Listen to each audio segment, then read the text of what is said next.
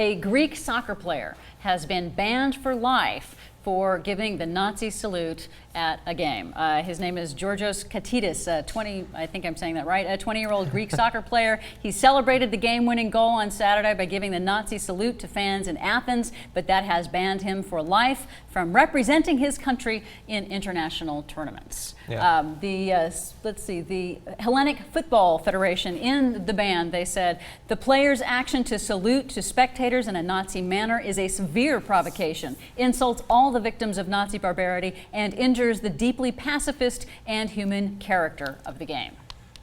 Yeah, I wouldn't have gone in that direction if I were him. No. He tried to deny that that's what he's doing. First, he was like, "Oh, I was just pointing," right. And then he was like, "Okay, I did do the action. Yeah, I was waving. Yeah. I did the action, but I didn't understand the context." Everybody's seen Indiana Jones. We've all seen Nazis in film, at least, if not in real life. I wouldn't have gone in that direction. A lifetime ban, though, is obviously as extreme as an athlete can be slapped with. Yes. What do you think about that? Do you think that?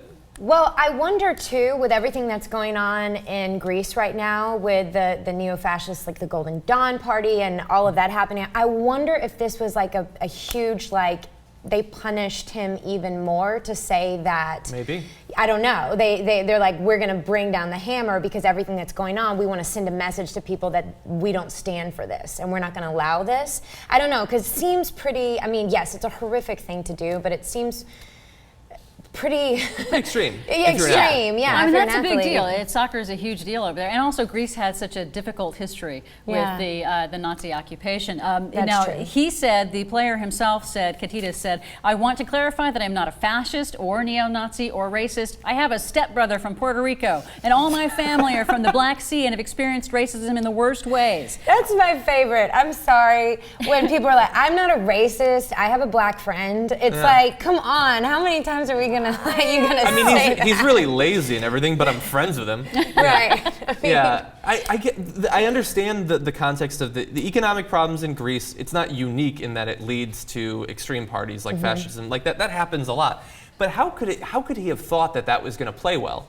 Unless, like you said, because of the rise of these neo-fascist parties, maybe this is his entry into politics or something. Right. But he had to know that there was going to be a strong negative reaction to this. Well, everybody's got a smartphone. You would think. He's only 20 years old, though, so maybe there is something in his, and he's an athlete, so perhaps he hasn't really thought all of these through and has not been expected to or asked to think these ideas through. He did apologize. He said, "I sincerely apologize to my teammates and everyone involved with the club that I have insulted in not knowing exactly what I had done in my celebration. Nonetheless, the fact that I did not know what I was doing is no excuse." So that's a pretty mature response from him. It would be better if he had thought that before he actually made the salute. Yeah. So. And like I said, again, bearing in mind the fact that he's 20 years old, obviously that's about as offensive a gesture as you can make.